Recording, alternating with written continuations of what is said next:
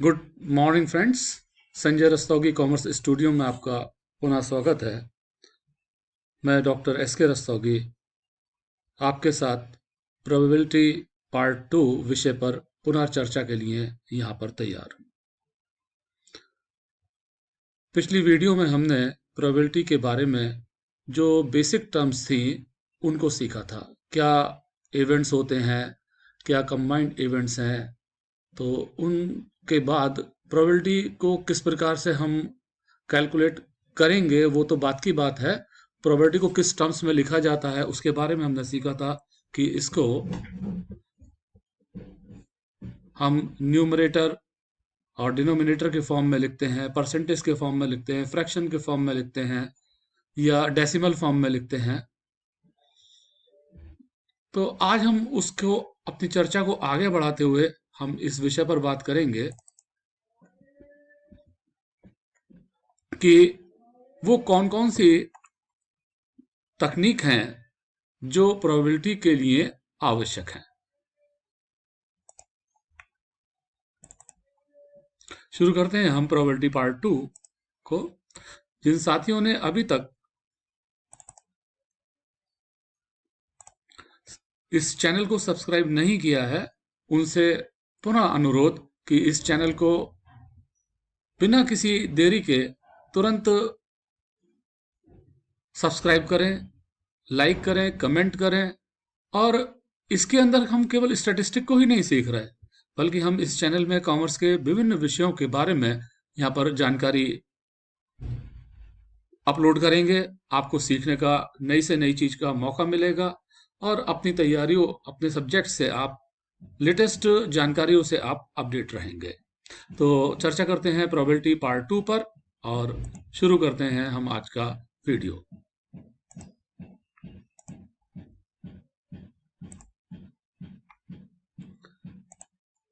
आज हम बात कर रहे हैं techniques for the calculation of probability. In probability, likely event and total events are shown as numerator and denominator respectively.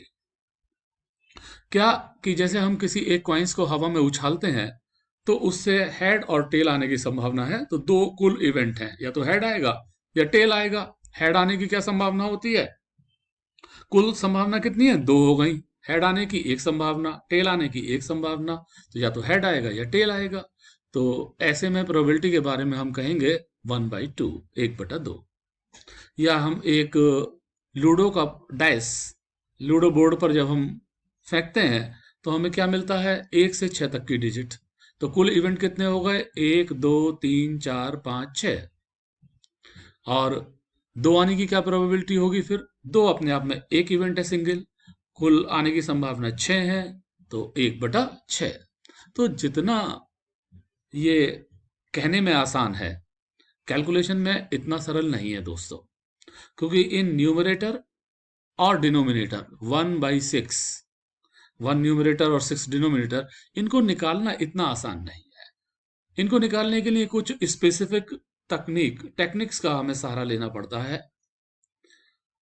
और इन मेन टेक्निक्स में हम 3 चीजों को काउंट करते हैं: फैक्टोरियल, फंडामेंटल थ्योरम और परम्यूटेशन एंड कॉम्बिनेशन। जिनमें से फैक्टोरियल और फंडामेंटल थ्योरम के बारे में हम इस वीडियो में चर्चा कर रहे हैं। फैक्टोरियल क्या है?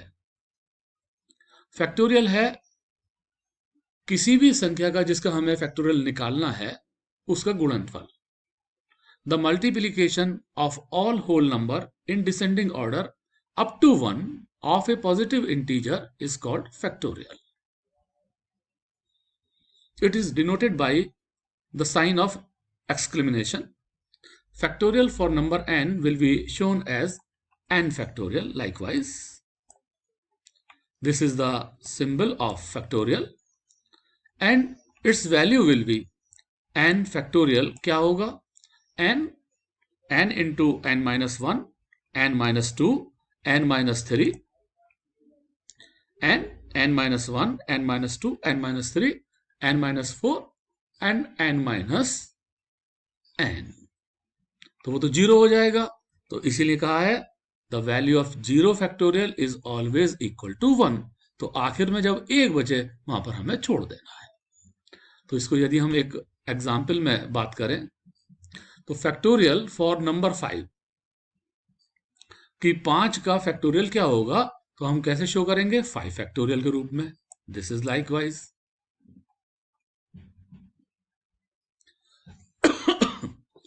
और कैलकुलेशन के लिए हमें क्या करना पड़ेगा, 5 माइनस 1, 5 माइनस 2, 5 माइनस 3, 5 माइनस 4, एक ब्रैकेट में हम और लिख सकते हैं 5 माइनस 5, लेकिन वो 0 हो जाएगा, उसकी हमें यहां पर कोई आवश्यकता नहीं है। हम कहां तक चलेंगे, जब तक 1 नहीं आ जाता घटाते हुए। तो यहां पर हमारा 1 कहां आ जाएगा, हमारा 1 आ जाएगा 5 में से जब हम 4 को घटाएंगे। तो इसको यदि हम सॉल्व करके लिखेंगे तो कहेंगे 5 इंटू 4 इंटू 3 इंटू 2 इंटू 1, और यदि हम इसको सॉल्व करें तो ये वैल्यू बचेगी 120। इसी तरह से यदि हमें 8 का फैक्टोरियल निकालना हो तो factorial for number 8 will be shown as 8 factorial and its value will be 8 factorial बराबर क्या होगा। अब हम इस तरह से बार बार नहीं लिख रहे, 8 में से 1 गया 7, 8 में से 2 गए 6, 8 में से 3 गए 5, और फिर हमें मालूम ही है 4 3 2 और 1। इनको यदि हम सॉल्व करते हैं तो वैल्यू आती है 4320। तो जो वैल्यूज हैं ये निकालना आसान काम नहीं है, जितना हम कह देते हैं कि न्यूमरेटर और डिनोमिनेटर निकालना। दूसरी हमारी टेक्निक है फंडामेंटल थ्योरम। हमें फंडामेंटल थ्योरम को भी समझना पड़ेगा। क्यों, किसी भी कार्य को करने के बहुत सारे तरीके हो सकते हैं। हमसे सवाल में क्या चीज पूछी जा रही है उसको हमें समझना, बिल्कुल क्लियर समझना चाहिए। If a task can be done in n ways and another task in n ways, then there will be m into n ways for both the tasks to be done simultaneously. एक व्यक्ति किसी काम को 4 तरीके से करता है, दूसरा व्यक्ति उसी काम को 3 तरीके से कर लेता है, तो दोनों व्यक्ति उस काम को कितने तरीके से कर सकते हैं, इसका क्या कितने तरीके होंगे दोनों के एक साथ काम करने के, तो 4 गुणा 3 12 होंगे। इसको एक एग्जाम्पल के द्वारा हम अच्छी तरह से समझ सकते हैं। क्या,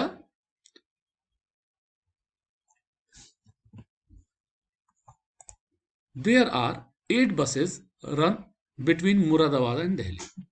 If a passenger goes to Delhi and return back to Muradabad by same bus, the number of ways will be, क्या कि मुरादाबाद और दिल्ली के बीच में 8 बसों का संचालन होता है प्रतिदिन।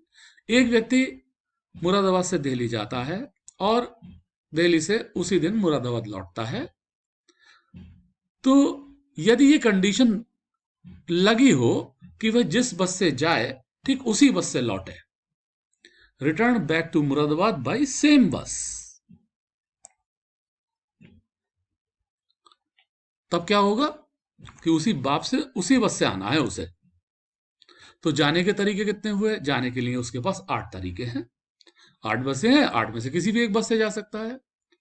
लेकिन वापसी आने के लिए तो जिस बस से जाएगा ना उसी से लौटना है, तो सेम बस, तो आने का तो एक ही बचा। अगर जाने की 8 बसें हैं ABCDEFGH, तो 8 तरीके हो गए जाने के, 8 में से किसी भी एक बस से जा सकता है। वापसी वो लौट रहा है केवल एक बस से, उसी बस से जिससे वो गया है। अगर वो ए से गया है तो केवल ए से लौटेगा, सी से गया है तो सी से लौटेगा, तो वापसी आने का केवल एक ही तरीका रहा।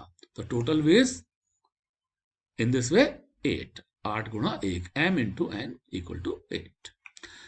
यदि कंडीशन क्या हो कि वह किसी भी बस से आ सकता है, ये कंडीशन नहीं है कि वो जिससे जाएगा उसी से लौटेगा।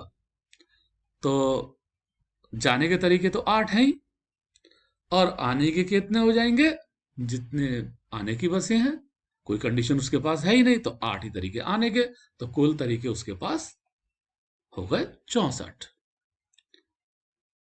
एक और एग्जाम्पल लेते हैं। 4 tourists reach in a city which has 6 hotels. The number of ways they can stay in these hotels if each stay in any hotel. क्या है कि कोई भी किसी भी होटल में ठहर सकता है। ये बाउंडेशन नहीं है कि ए जिसमें ठहरा है उसमें बी नहीं ठहरेगा, या बी जिसमें ठहरा है उसमें सी नहीं ठहरेगा। तो क्या होगा, पहले टूरिस्ट के पास 6 ऑप्शन है, 6 होटल है, 6 में से किसी में भी ठहर सकता है। इसी तरह से बी के पास भी 6 ऑप्शन है, वो भी 6 में से किसी में भी ठहर सकता है। सी के पास भी 6 होटल हैं, 6 में से किसी भी होटल में रुक सकता है। और चौथा व्यक्ति है, उसके पास भी 6 है। तो प्रोबेबिलिटी टोटल वेज कितने हो गए, 6 × 6 × 6 × 6, टोटल 1296 है। और बात करते हैं इसी एग्जाम्पल में कि यही चारों टूरिस्ट उसी शहर में पहुंचते हैं, 6 होटल हैं, लेकिन यहां पर कंडीशन है they can stay in these hotel if each stay in a different hotel. यहां पर डिफरेंट होटल में ठहरना है, वहां पर एनी होटल था। अब जब डिफरेंट होटल में ठहरना है तो इसका मतलब क्या हुआ, ए जिसमें ठहरेगा बाकी कोई नहीं ठहर सकता उसमें, बी जिसमें ठहरेगा बाकी कोई नहीं ठहर सकता। तो सबसे पहले ए की बात कर लें कि पहला टूरिस्ट ए है, वो ठहरता है 6 होटलों में से किसी में भी, तो 6 तरीके हैं उसके पास रुकने के।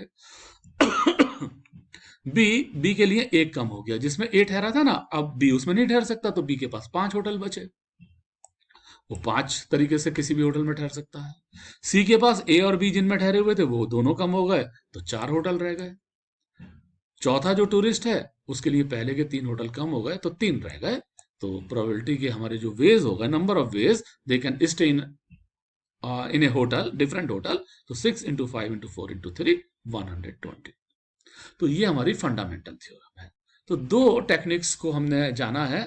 क्या, एक तो पहली फैक्टोरियल, हमें फैक्टोरियल का ज्ञान अच्छे से कर लेना चाहिए, और 0 फैक्टोरियल का मतलब 1 होता है, ये भी समझ लेना चाहिए।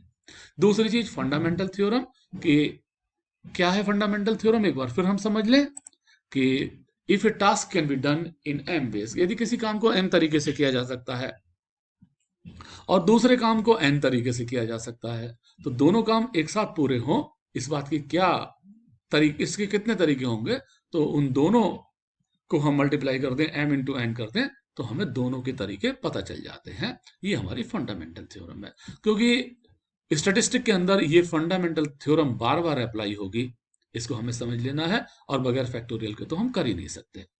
अब हम तीसरी जो टर्म है उसको नेक्स्ट वीडियो में हम डिस्कस करेंगे। तो जिन साथियों ने अभी तक इस चैनल को सब्सक्राइब किया है, तो उनसे मेरा अनुरोध है कि वे इस वीडियो को सब्सक्राइब करें, इस चैनल को सब्सक्राइब करें, इस वीडियो को पर लाइक करें, कमेंट दें, ताकि हम और अच्छी उनको जानकारी दे सकें। Thank you.